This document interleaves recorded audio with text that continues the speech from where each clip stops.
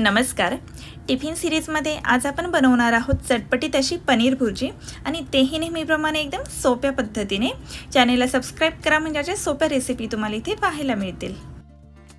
एका पॅन मध्ये इथे मी 2 चमचे तेल गरम करून घेतलेले आहे आणि त्यामध्ये पाव चमचा जिरे ॲड केलेले आहे। जिरे छान फुलल्यानंतर 2 कांदे बारीक चिरून घेतलेले आहे।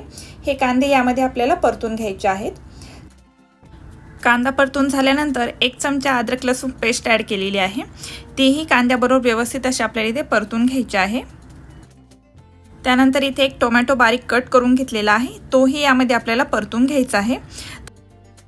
इथे मी झाकण ठेवले आहे। झाकण ठेवल्यामुळे काय होतं की 2 ते 3 मिनिटांमध्ये टोमॅटो छान असा स्मूथ होतो। कांदा टोमॅटो व्यवस्थित असा परतून घेतल्यानंतर इथे मी पाव चमचा जिरे पावडर घेतलेली आहे। तसेच पाव चमचा इथे मी धना पावडर ॲड केलेली आहे। नंतर पाव चमचाला थोडंसं कमी इथे मी गरम मसाला ॲड केलेला आहे। आपण पुन्हा गरम मसाला थोडासा ॲड करणार आहे, त्यामुळे इथे मी थोडाच वापरलेला आहे।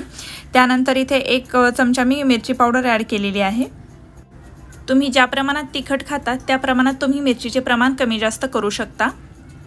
हे सुके मसाले आपल्याला कांदा टोमॅटोत व्यवस्थित असे परतून घ्यायचे आहे। झाकण ठेवून 3 ते 4 मिनिट हे मसाले आणि कांदा टोमॅटो आपल्याला व्यवस्थित असं शिजवून घ्यायचं आहे। तर इथे पाहू शकता कांदा टोमॅटो आणि हे सुके मसाले व्यवस्थित असे मिक्स झालेले आहे। तर इथे मी 200 ग्रॅम पनीर घेतलेला आहे आणि पनीर व्यवस्थित किसणीने किसून घेतलेला आहे। तर हे पनीर आपल्याला हे कांदा टोमॅटोमध्ये ॲड करायचे आहे आणि व्यवस्थित असा एकजीव करून घ्यायचा आहे।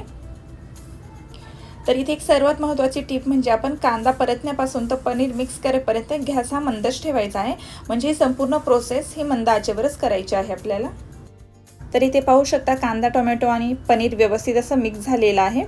त्यानंतर इथे आपण चवीनुसार मीठ ॲड केलेलं आहे। व्यवस्थित असं 3 ते 4 मिनिट पनीर आपल्याला इथे शिजवून घ्यायचं आहे। तर इथे पनीर जास्त शिजवण्याची गरज नाही, 3 ते 4 मिनिट पुरेसं होतं। त्यानंतर स्वच्छ धुवून बारीक चिरून घेतलेली कोथिंबीर ॲड केलेली आहे। त्यानंतर इथे मी पाव चमचाला थोडासा कमी गरम मसाला ॲड करत आहे। तर या अगोदरही आपण थोडासा गरम मसाला ॲड केलेला आहे, त्यामुळे इथे मी आता थोडाच गरम मसाला वापरलेला आहे। तर अशा प्रकारे इथे एकदम चटपटीत अशी आपली पनीर भुर्जी तयार झालेली आहे।